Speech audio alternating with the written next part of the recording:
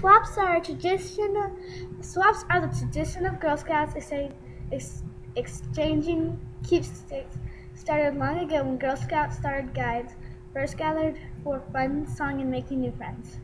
Swaps were widely exchanged at national Girl Scout senior roundups in the 1950s and 1960s, and more than recent years. Some Girl Scouts describe the Girl Scouts describe the types of objects now preferred as swaps by calling them special whatchamacallits affectionately pinned somewhere. Swaps are still a perfect way for Girl Scouts to meet each other and promote friendship. Each one is a memory of a special event or a Girl Scout sister.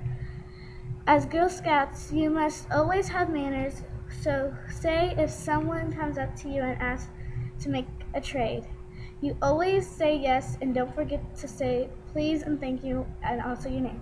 From Emma, May 29, 2012, Troop 1261, Girl Scout, Miss Leona Harrison.